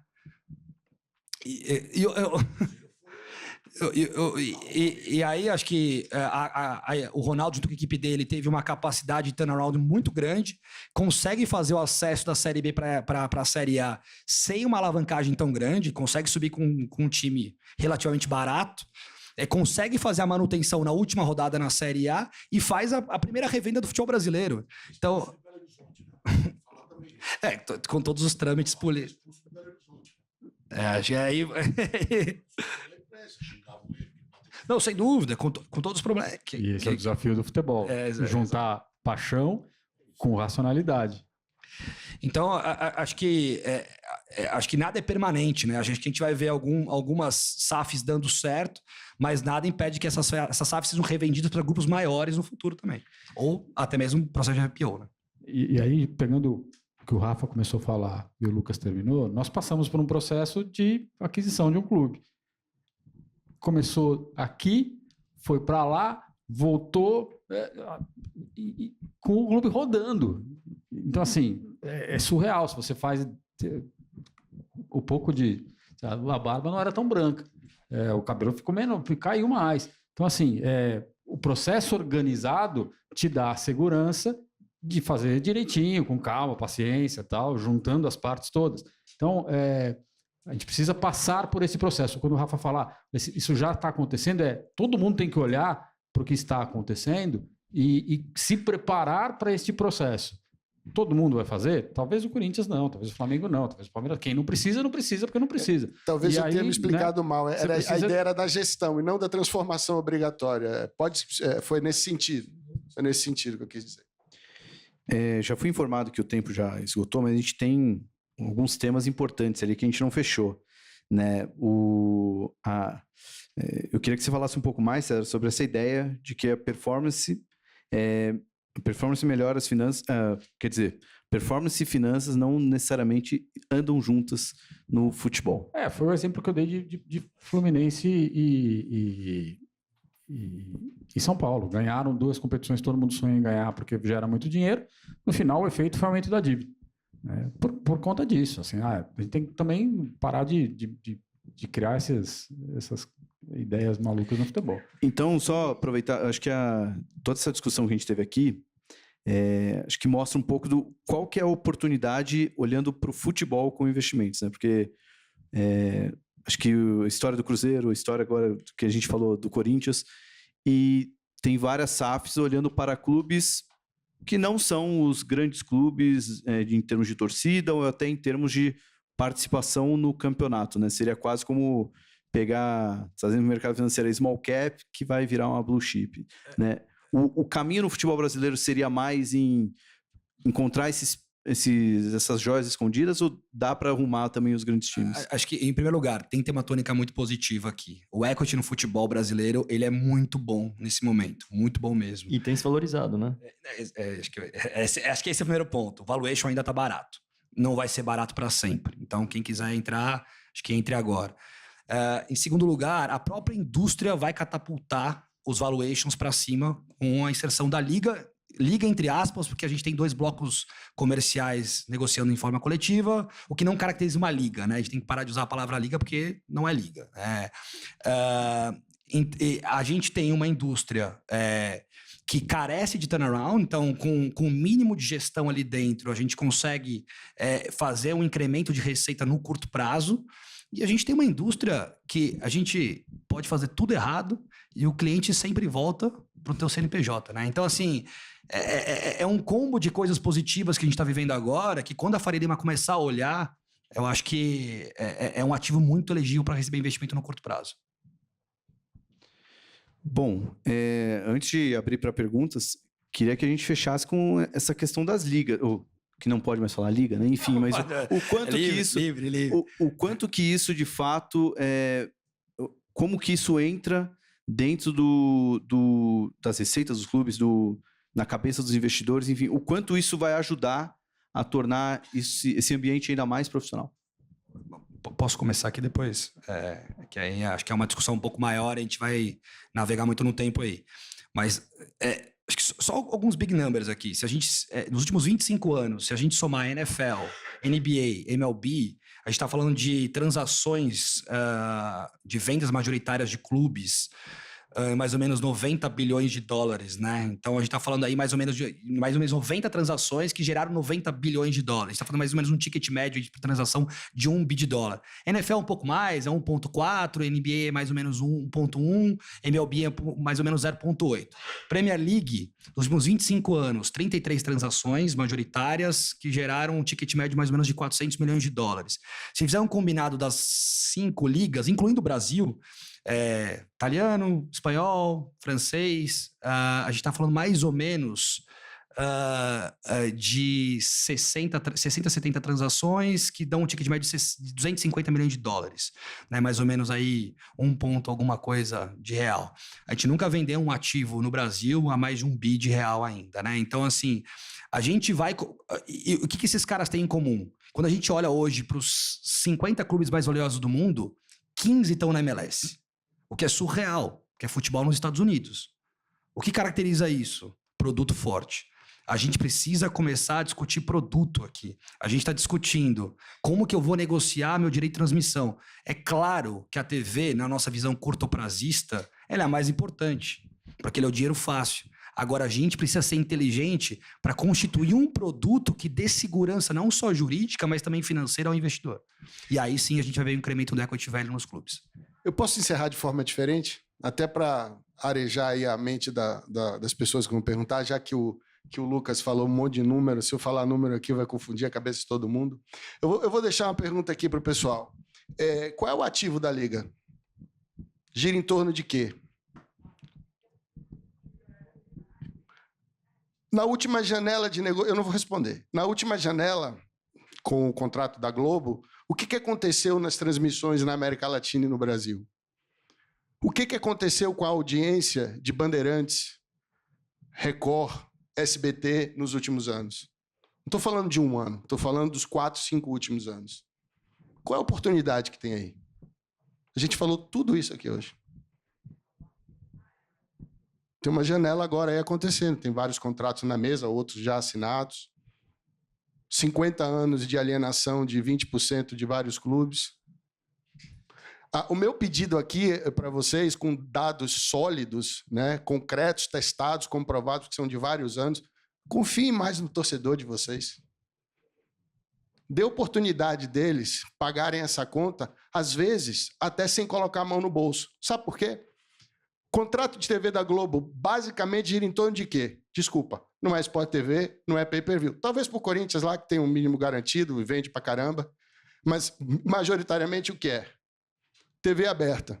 Quem bota a mão no bolso para assistir televisão aberta? Aliás, bota a mão no pipometer para medir a audiência. É aí que vem o dinheiro. Porque o Sport TV sozinho não teria condição de pagar o que paga. Essa é a mensagem que eu deixo para vocês. Acreditem no seu torcedor, tenham visão de longo prazo. Acreditem em oportunidades novas, usando o modelo que existe hoje, de antecipação de receitas, mas usando inovação, tentando reverter custo afundado e perecível. Corram atrás de servir o patrocinador de vocês, ainda mais agora com apostas, que você mede tudo. Pega lá um pedaço, eles já pagam, tá, gente? Eles já pagam para um monte de influenciador aí, tudo que se gasta lá dentro, ele paga uma comissão. Está na mão de vocês e, mais legal de tudo, parcerias comerciais, sócio-torcedor, bilheteria. Cada clube controla sozinho. Sozinho. Usem suas fortalezas. Não sejam absolutos, sejam proporcionais dentro do que vocês podem. Bom, vou abrir para as perguntas, mas antes, alguém quer fazer alguma consideração final? Posso encerrar? Não, acho que só a questão da liga, ela é óbvia do ponto de vista de quanto ela é importante para unificar o futebol, né? Criar o produto, desenvolver o produto e tudo mais. Eu tenho algumas... Eu sou um pouco, como bom analista de crédito de formação, eu sou um pouco cético com alguns crescimentos. Quando eu olho gente falando, não, porque o direito internacional vai salvar o futebol. Tira a Premier League, tira a La Liga, o resto sofre para tirar umas migalhas de direito internacional. Estou falando de Bundesliga, que entrega o direito de graça aqui. Estou falando de Série A. Enfim, acho que a gente tem que... E uma coisa no futebol é paciência, construção, longo prazo, planejamento. Então, você vai construir hoje uma liga, que já não será hoje, talvez seja daqui a alguns anos, e dê tempo para que ela mature, dê tempo para que ela desenvolva o produto, que ela acesse o seu torcedor, que ela faça o dever de casa, porque nada vai acontecer do dia para a noite. Então, é isso. Assim, acho que a liga ela é fundamental, mas ela tem um período de maturação e ele vai acontecer ao longo do tempo, e não do dia para a noite. Bom, excelente. Então, uma salva de palmas aqui para a turma que deu aula aqui. Chegamos num formato meio mesa redonda no final, aí até lembrei o saudoso Alvalone aqui, vendo os debates ficarem mais quentes, mas agora está aberto para perguntas, então não sei como é que vai ser feito aí para ali. Então... Tava cantada essa bola, né? Bom, pessoal, meu nome é Bruno, faço parte da equipe do Sports Market Makers. Em primeiro lugar, queria parabenizar aí o relatório, foram horas muito bem investidas. E uma coisa que a gente está comentando aqui sobre a questão das receitas, quando o Lucas fala de quanto a gente deixou, né, meio bi, talvez, em assentos vazios, né, em experiências que a gente deixa de usar, a receita internacional, quando vocês fazem um comparativo ali das nossas receitas de transmissão internacionais para dos outros países, eu sei que Premier League, La Liga, elas são muito relevantes, né? Mas quando a gente pega o benchmark ali da Itália, que eu acho que foi esse paralelo que a gente quis traçar, queria saber quanto a gente está deixando na mesa e principalmente porque esse ativo, como é um ativo garantido recorrente, ele vai respingar justamente aqui na Faria Lima, porque ele é dado como garantia, ele é dado como uma previsibilidade, ele reduz os juros, né, que o clube vai se financiar. Então, eu sei que é um crescimento orgânico, a gente sabe que são duas ligas muito destacadas, mas outras ligas também têm feito esse trabalhinho de formiguinha. Então, eu queria saber quanto que a gente está deixando e também, só um último insight aqui, a gente às vezes tem a síndrome do vira-lata e a gente também tem exemplos negativos lá fora, né? Então, a League One hoje ela está começando, né, a temporada agora, e eles não têm os direitos televisivos negociados, nem os domésticos e nem os internacionais, né? E ainda perderam o Mbappé, então... qual que é o drop-down do ativo? né? Então, acho que, desculpa, eu sei que a gente não está ainda tão empolgado com essas receitas internacionais, mas elas têm um lugar e elas têm esse anseio, inclusive, de quem hoje dá crédito, né? Deixa eu começar aqui. O dia tem 24 horas, você dorme 8, 7, 8, não. Você trabalha uma outra parte, você tem um pouquinho de tempo. Então, você tem que disputar o seu tempo com um monte de gente. A TV, quando compra o direito, vai disputar com... cada uma disputa o seu espaço. Por isso que, na hora de escolher, na hora de comprar o produto, as TVs americanas, as TVs da Ásia, as TVs, tudo que é canto, vai lá e vai buscar o melhor produto. Que é a Premier League, que é a La Liga, vai comprar a Champions League e vai deixar o resto ali e falar, tá bom, que horário que você vai fazer aqui que eu vou cobrir meu buraco e eu vou te pagar uns trocos aqui. Então, não é porque o produto é melhor ou pior, é porque o cara escolheu aqueles que são melhores e o resto vai pegar a sobra. E aí é um ponto que, só para completar e já iniciando, os direitos de transmissão eles vão ser cada vez menores. Eu gosto quando o Lucas traz exemplos dos Estados Unidos, mas os Estados Unidos têm uma característica própria, única, sem rebaixamento, as ligas os donos usam o esporte para outros fins fiscais, tem lá um monte de questões que não são equivalentes no futebol, por isso que as negociações no futebol, porque tem mais risco, são muito menores. Quando eu vejo isso, eu percebo que a nossa comparação tem que ser com as ligas europeias e tem que ser com as ligas do mesmo perfil. Que mercado que eu quero atingir? Eu quero atingir o mercado americano, eu vou vender direito para quem? Para os Estados Unidos, eu vou vender direito para a Europa, que horário que eu vou fazer um jogo para vender o direito lá? Faz sentido eu vender direito para a Europa? Não faz, eu vou te dizer por quê, porque eu conheço, por morar lá, quem compra direitos, especialmente na Itália, e a pessoa me falou, eu compro um monte de direito aqui porque eu preciso encher a grade, mas eu cobro 5 euros por mês para você ver Champions League, Premier League, Bundesliga, Liga 1, só não tem La Liga. Eu cobro 5 euros, porque assim, sabe quantas pessoas assistem? Quase ninguém. Porque as pessoas assistem localmente os seus clubes. Aí ele briga para comprar a Série A. Então, o direito internacional ele vale porque tem dois produtos, um porque tem Real Madrid e Barcelona, e outro porque tem um campeonato de estrelas que valem muito. O resto, não adianta a gente sonhar com isso. A gente vai ter que escolher o nosso mercado, escolher para quem vender, vai vender para torcedor brasileiro que mora nos Estados Unidos, que mora na Europa, que assiste lá, igual eu e o Vini, que a gente vê Campeonato Brasileiro no Canal 11, público, tarde da noite, que não consegue ver Libertadores, porque é um horário impossível. Eu vou ver onde? Vou ver no Japão, na Ásia. Então, esta construção, ela leva muito tempo e vender a ideia de que teremos os direitos internacionais muito grandes, o campeonato holandês não tem, o campeonato português não tem, o futebol na Holanda não importa se é melhor ou se é pior, mas não acessam. E tem o mesmo horário, mesmo acesso que todas as outras ligas. Então, eu acho que assim, tem dinheiro na mesa? Tem. Quanto vale o direito se fosse bem vendido? 8, 10, 15 milhões de euros? É ótimo, é melhor do que a gente tem hoje.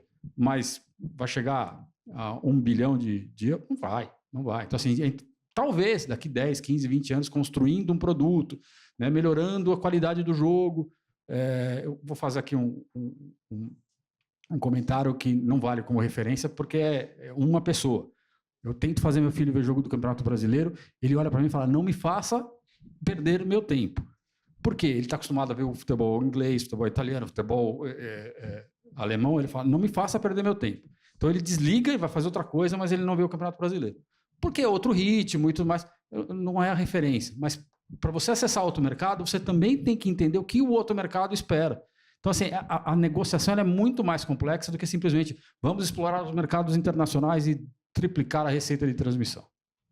Acho que só dando uma boa notícia aqui, acho que o direito de transmissão internacional está no próximo ciclo, com um produto bem estabelecido. No primeiro ciclo agora, dando só um número para você, na Espanha, de tudo que é vendido em mídia, 15% é investido em mídia esportiva, futebol puro. No Brasil, esse valor varia entre 1% e 3%. Então, assim, a gente tem muita mídia ainda que valor de mídia mesmo pode ser disponível para o futebol. E aí a gente tem que falar muito mais o mercado local do doméstico, que... Doméstico, exato. Só uma frase para apimentar um pouco. Eu discordo quase que totalmente. Eu acho que a gente não devia receber, mas a conta devia ser negativa. Nós precisamos investir nos direitos internacionais para mostrar o que é o futebol brasileiro, o que é o campeonato brasileiro. O que é conhecido lá fora é a seleção brasileira, as conquistas da seleção brasileira. Eu trabalhei por um período como diretor de esporte da Nielsen, que é uma das maiores empresas de pesquisa de mercado e de consumo do mundo, e a gente tinha os painéis de 30, 40 países. Essa é a realidade, por mais que doa, por mais que a gente não queira. Então, mesmo que entre um dinheirinho aí no próximo ciclo, a gente tem que investir. Como os outros fazem, inclusive os americanos, que aí eu concordo com o Lucas. É o nosso benchmark no sentido de melhores práticas. Mais perguntas? Tá chegando o microfone. Olá, tudo bem? Sou Vinícius, sou da Mantis AI. Parabéns de novo vocês todos aí por mais esse trabalho incrível. Especialmente para o Lucas e para o Rafa, o que vocês acham que falta de fato para que a gente consiga ter essa evolução em termos de contratos de patrocínio e vincular esses contratos de patrocínio a uma iniciativa de marketing, para que isso de fato incremente a receita dos clubes e não vou falar das ligas, mas das competições, vamos dizer assim, de uma maneira mais contundente. Acho que o Lucas comentou sobre as oportunidades em termos de vacância de assentos e tudo mais, né? Talvez na distribuição disso, na média, o $500 milhão está lá, mas vai ser difícil encher o estádio do Taubaté ainda e o Allianz Parque vai estar sempre um pouco mais cheio mesmo, não tem muito jeito. Mas essas ações de marketing, o que falta, Rafa? O que falta, Lucas, para a gente poder ir para um outro patamar? Acho que, Vini, aparentemente a receita comercial ela parece ser mais palpável, né? Ela parece ser mais de curto prazo. Os números, é óbvio que impulsionados pelo ciclo das bettings, os números são bons, né? Então a gente teve um incremento de patrocínio nos últimos anos e como o Rafa gosta de falar, a gente sempre vive esses ciclos, né? A gente já teve o ciclo da estatal com a Caixa, já teve o ciclo da tecnologia, né? Que a gente estava falando até antes de começar a palestra. Eu acho que o que me dói mais é o êxodo das grandes marcas, né? A gente já não tá vendo Procter, não tá vendo Unilever, não tá vendo Volkswagen, e por algum motivo esses caras não acreditam mais no futebol, né? Acho que o que falta é um produto. Acho que que bom que as betting estão acreditando, e acho que tem uma correlação óbvia entre a betting, e a gente pode ter um outro fórum aqui para discutir governança de betting dentro do futebol como um todo. Acho que não somos nem os mais adequados para falar sobre isso, mas os números sobem. Acho que me incomoda um pouco a gente não ter as grandes marcas, porque essas grandes marcas elas ajudam a atrair a atenção, principalmente de jovens, assim, sabe? Então, eu acho que quando eu converso com muita marca, quando olha para o futebol, olha com uma repulsa, que outrora era a mesma repulsa dos investidores da Faria Lima. Só que os investidores eles estão entrando de volta para o futebol porque estão vendo oportunidade financeira. As marcas ainda não viram a oportunidade de casar, né? Porque o patrocínio no Brasil, ele ficou muito pautado no pontual. E patrocínio é casamento. Você tem que construir um diálogo de marca a longo prazo. Então, acho que a gente vende pouco essa ideia de casamento porque a gente tem uma visão curto-prazista. Acho que a grande realidade é essa. O diagnóstico é simples e curto. Eu vou ser só cirúrgico aqui, pegar duas palavras, né? Casamento, continuidade e foco, que eu não consigo ficar calado, né? O foco tem que ser no Campeonato Brasileiro. A gente tem uma jabuticaba. O naming rights é a única relação que tem com o Campeonato Brasileiro e a placa são dos clubes. Isso começou lá atrás, em 2000. Eu até fiz parte disso, né? Depois um pouco. Começou em 2011. Não, calma. Da Globo, porque lá atrás... Calma, Andrés. Olha só, lá atrás, a Globo pegou... Os clubes recebiam, mas recebiam. Eles arrumaram essa propriedade... Bom... Calma, mas a gente está falando de propriedade, está falando de patrocínio. Ele fez uma pergunta de como... Não, a propriedade é do clube, é da CBF, é do campeonato. A arena é sua, Andrés, a arena é sua. Mas vocês venderam, vocês alienaram. A outra arena continua sendo sua. O foco tem que ser no campeonato. você vai negociar aquilo tudo junto. Porque tem um nível de risco. Casamento também é risco. O ponto é, uma grande marca, ela não vai patrocinar um clube na estrutura que é o Brasil continental, porque o sistema de mídia é melhor para ele. Ele vai comprar o pacote da Globo, que não vende só futebol, vende uma média de audiência que começa às 7 horas da manhã e vai em toda a grade. Passa pelo Jornal Nacional, novela 1, 2, 3. Agora você concorda, né? Isso sim. Tá. Então, eles lá atrás, eles pegaram essas propriedades, arrumaram essas propriedades, e aí desinteressou o negócio em 2018, né? 11, aí teve a briga lá do Clube dos 13, e aí voltou tudo para cá. Então, quando você pega isso de volta dentro de uma plataforma, dentro de um foco, de um campeonato, muda. Gente, a Conmebol deu uma bela organizada agora, né? Nos últimos anos. A gente tem que elogiar o processo de negociação dos direitos, o processo de venda, toda a parte comercial. É por aí. Casamento e foco no campeonato. Boa noite, meu nome é Nicolas Cavalheiro, sou coordenador do MBA em Gestão e Marketing Esportivo da Trevisan. Eu estou na indústria estudando desde 96, há 30 anos. Eu acredito que a gente está perdendo de novo uma oportunidade da indústria esportiva no Brasil realmente decolar. Nunca teve tanto dinheiro na mesa como vocês estão colocando. No entanto, todas as ativações, de novo, é a mesmice de sempre, chute a gol, cadastros e assim por diante. Quando a gente fica comparando com outros mercados, a gente não vai realmente no problema. Como é que vocês veem isso de novo, para não passar de novo os ciclos que nós tivemos no futebol brasileiro, né, e transformarmos de novo, né, e mostrarmos de novo para o mercado as grandes marcas. Por que as grandes marcas? Porque elas realmente não enxergam. E não estou falando de profissionalismo, realmente, como nós temos o principal mercado publicitário do mundo, nós deveríamos também ter os principais mercados de ativação do mundo no Brasil. Como é que você vê essa realidade? Bom, posso começar? Não.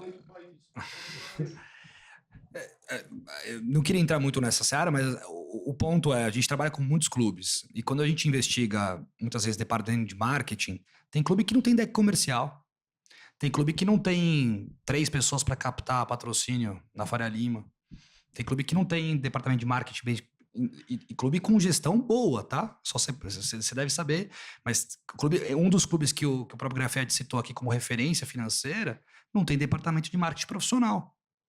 Então, como é que você faz captação com grandes marcas? Como é que você pensa em grandes ativações? Então, a verdade é que pelo preço que as bettings também inflacionaram a camisa, o futebol ficou caro para as grandes marcas. Né? E existe uma visão muito óbvia, né? Não sei quem, acho que eu conheço alguns presidentes que estão aqui, né? 3 ou 4 que estão aqui na nossa audiência. Quando a gente recebe o dinheiro de patrocínio, vê quanto que é direcionado para ativação. Você que é responsável pela MBA deve saber que tem que ter um percentual desse dinheiro do patrocínio que tem que ser direcionado para ativação e que tem que ser 360. Eu tenho que tentar converter também. O clube é um parceiro da marca ali dentro, né? Não só da marca digital da Bet, mas de outras marcas ali dentro. Então a gente vê pouco essa proatividade do clube em querer atrair grandes marcas e também trabalhar para essas marcas. Então, sendo bem sincero, eu acho que o diagnóstico é falta de qualificação do departamento de marketing. Infelizmente. Tem mudado, tá? Em São Paulo, não pode ter cadeira solta no estádio. Em São Paulo, você não pode entrar 3 horas do jogo no estádio. Não pode beber, né, Andrés? Ora isso, você não pode entrar 3 horas. Não, e na Conmebol ainda é pior. Né? Então, Você vai lá, fecha e... sem dúvida. Vamos lá. Existem limitações. Daria para fazer mais? Daria. Mas existem limitações.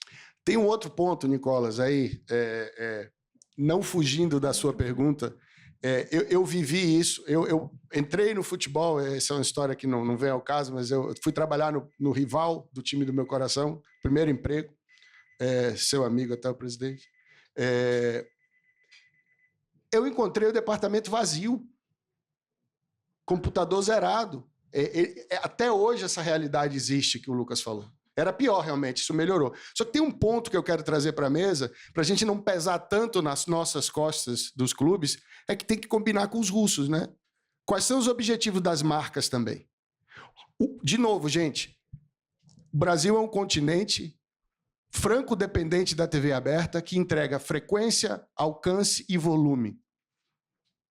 A maioria esmagadora das marcas que estão no futebol hoje, seja nas placas, seja nos clubes, quer visibilidade. Eu não estou dizendo que é só isso, e eu não estou dizendo que isso é ROI.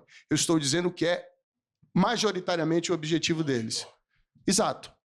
Majoritariamente é o objetivo deles. E é aí que vocês têm razão. O valor para o relacionamento, para a promoção e para a ativação é mínimo, é zero. Para a pesquisa, então, é nada. Duas anedotas rápidas em relação a isso. Na verdade, uma. O Rock Jr. era nosso sócio nos convocados, e uma vez ele contando uma história, ele falou: eu cheguei no Bayer Leverkusen, assina o contrato, o team manager vem e fala: pauta de marketing. Você vai ter que encontrar com o patrocinador, vai ter que almoçar, vai ter que fazer propaganda, vai ter isso, vai ter aquilo, vai ter aquele outro. Depois do treino. Você vai fazer seu treino e você é parte do processo de marketing. Já ouvi várias histórias no Brasil onde o diretor esportivo, executivo de futebol no Brasil, marketing não entra aqui, não vai separar jogador, não vai isso. Fecha a porta, fecha a porta. Então, aí você já tem de cara, a estrutura ela não está pronta, e isso é o quê? É falta de comando, é falta de profissionais que banquem a conta. Alguém paga a conta, e quem paga a conta, o jogador tem que fazer isso. E aí eu lembrei da segunda, estava na Itália vendo uma propaganda, vendo televisão, aí aparece o time da Juventus cantando um jingle de uma marca de pasta. Todo mundo, até o Cristiano Ronaldo cantando o italiano tosco dele lá. Tá. É uma marca que ninguém, não aparece em lugar nenhum, não está na camisa, não está no backdrop, mas estava todo mundo ali cantando. Por quê? Porque faz parte do contrato do cara. Faz parte. Então, se você não gera este relacionamento, se você não muda a mentalidade e fala: meu amigo, você ganha para jogar e para vender a marca do clube, também não vai mudar nada. Então, assim, não dá para... É o problema da marca, é o problema do clube, tem muita coisa para resolver aqui para transformar esse mercado. Tudo bem? Eu sou Gustavo Aranha, eu sou sócio fundador do Esfera Futebol Clube.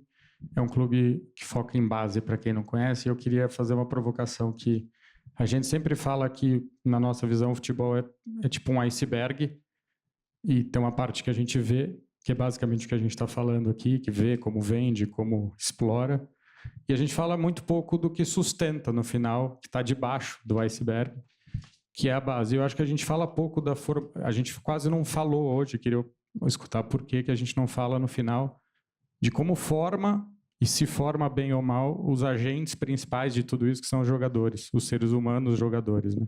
Então, é só uma provocação de dizer que num trabalho incrível, num fórum incrível, a gente quase não fala da formação do atleta, né? Então, enfim, queria entender por que será.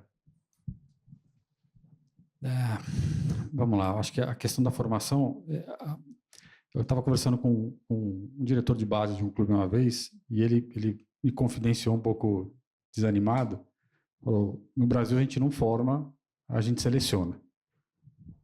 Então, assim, se o menino não é o próximo Neymar, o próximo Endrick, descarta, vai para fora.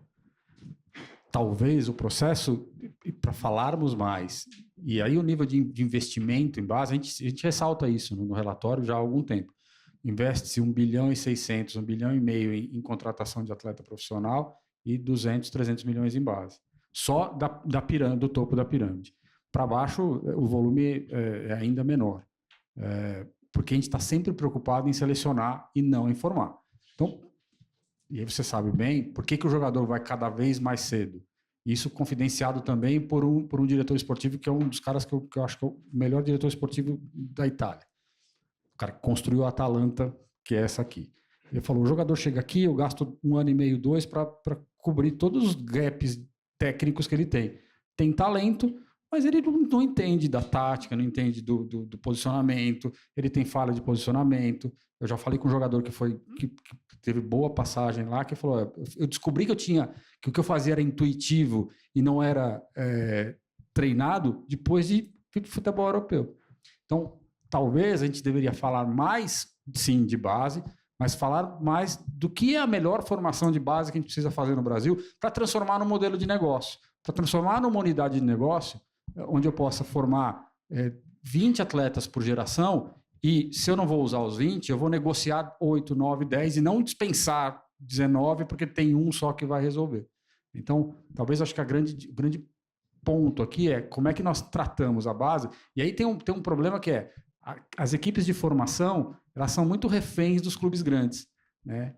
Por quê? Porque o clube grande vai lá e fala, pô, eu quero o jogador nota 8, 9, escolhe onde vai jogar, o jogador nota 7, 8 vai ficar por aqui, por ali, buscando uma vaga. Se cair num clube pequeno de formação, ele vai arrumar... A primeira coisa que ele vai fazer é arrumar uma vitrine.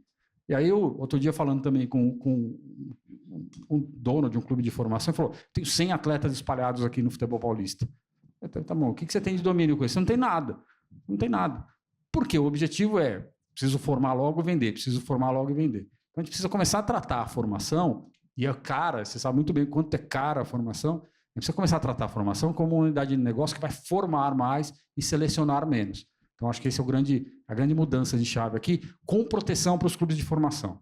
Os clubes de formação têm que ser mais protegidos para não serem alvo de clube grande que oferece contratos, pagam 60, 70, 80 mil reais por mês para um jogador de 16, 17 anos e larga o clube pequeno de formação na mão. Sou suspeito e conheço bem o modelo de negócio do Esfera e fica o convite para...